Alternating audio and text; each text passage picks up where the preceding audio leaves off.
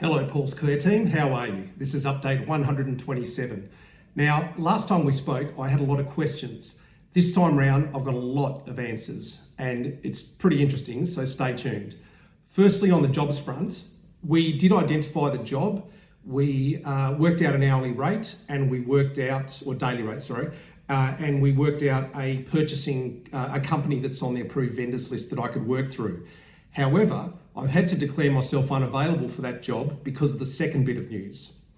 Prof Morris rang me yesterday and he's told me that what you can see there on those CT scans definitely is a recurrence of the cancer, and that does agree with my blood numbers. The next thing is the really big bit of news. Prof has offered me a second CRS, so that's cytoreductive surgery, plus HIPEC, so that's high temperature or hypothermic interperitoneal chemotherapy, plus an EPIC. And I forget what EPIC stands for, but it's basically shortly after, in the days after your surgery, you get more chemotherapy in your abdomen, and a reversal of stoma. So that's CRS plus HIPEC plus EPIC plus stoma reversal. And he's offered me that to happen not next week, but sometime in the week after.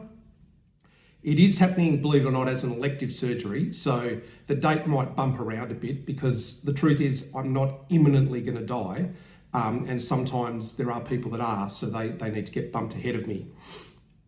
So what this means is both Caroline and I are going to head over to Sydney once we know the exact date. I've already filled out my pre-admission forms. What else? We're probably going to stay at Bazina House, same as we did last time. And yeah, that's what's going to happen. So in the next 2 weeks, I need to do a few things. Firstly, I want to prehabilitate myself, which I should have done last time. So I'm going to do as much cardiovascular work and also anaerobic weight-bearing exercises as I can to try and get some lean muscle mass and to get some lung capacity.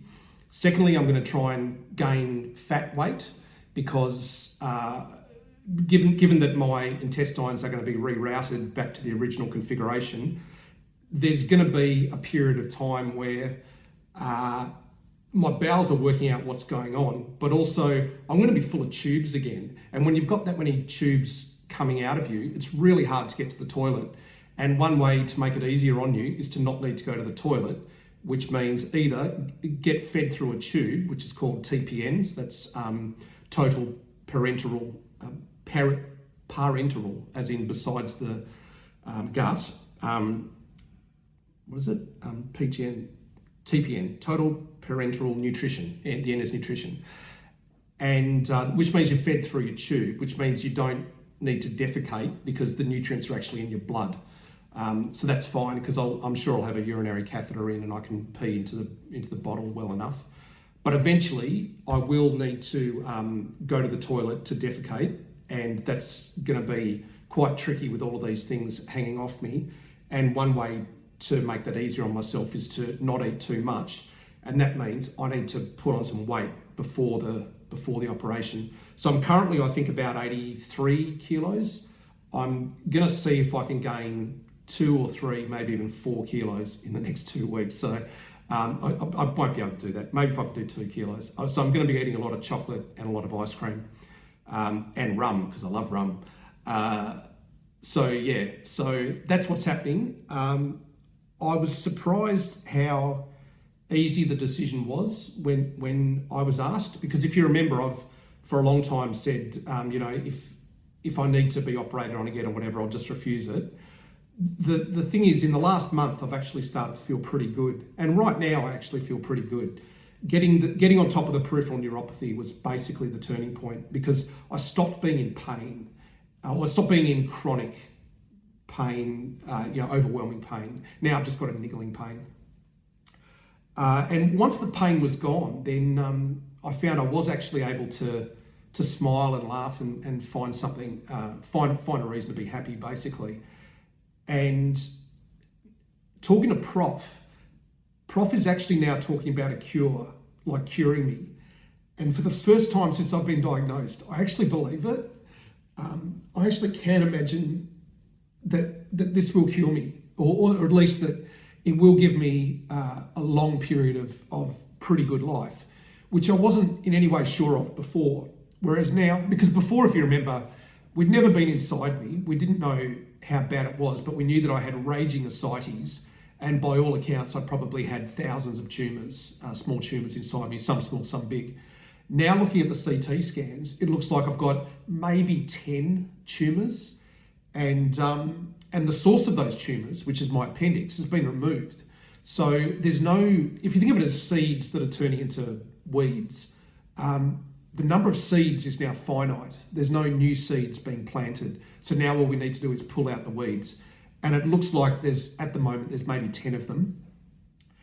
I can only guess that the reason Prof wants to do the HIPEC and the EPIC is just to be absolutely sure.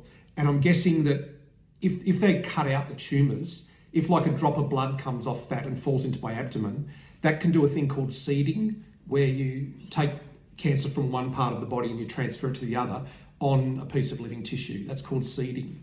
And the easiest way for them to address the question of seeding is to do the operation, do all the cutting, do all the sewing back together, and then bathe everything in a cytotoxic chemotherapy drug, which will be mitomycin C, I believe. And I think the EPIC is with 5-fluorouracil, so 5-FU if you've heard of it.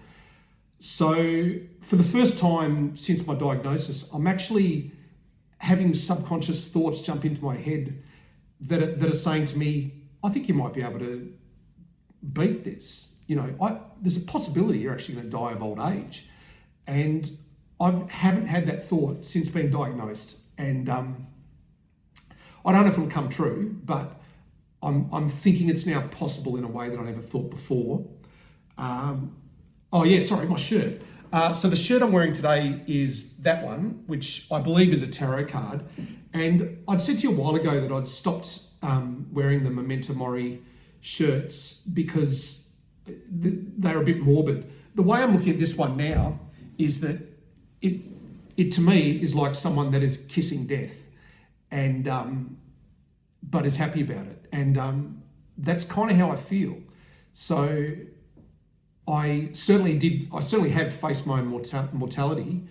Going back on the table, there definitely is a possibility I won't survive it. If you remember with the first operation, I had 2 collapsed lungs and a pulmonary embolism, and that is very often enough to kill you. And if I have a second pulmonary embolism and it just happens to be in the centre of my lung rather than in the lower part of my lung, it absolutely could kill me. So I might die on the operating table or in the days afterwards. I don't feel like I do, but who knows? You know, life is really cruel. You know, it's look, whether you're religious or not. I mean, I'm sure you're aware that some newborn children are born with cancer or horrible deformities. You know, there is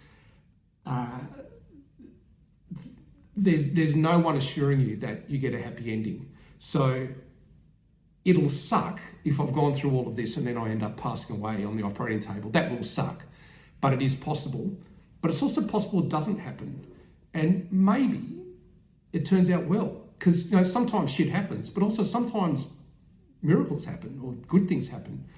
And I'm prepared to have a punt. So, yeah, so that's where I'm at. I'm scared, but I'm excited. You know, this is probably the best thing that could happen to me right now. I feel that way. You know, I've definitely got my anxieties about it. Let's talk about that. I'm anxious about being off my antidepressants. That was really hard last time, but this time round I'm going to titrate myself off the antidepressants, and I have actually already started. Today I've cut back on my meds, and I'm going to continue to slowly wind down off my meds. I won't stop taking the duloxetine because the duloxetine is an antidepressant, but it's also for peripheral neuropathy.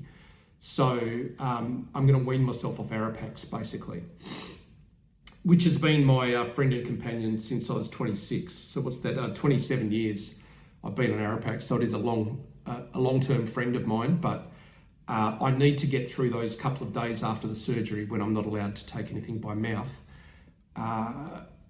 well, and abruptly coming off antidepressants is really, really hard. So rather than come off them abruptly, I'm going to come off them in a tapered manner.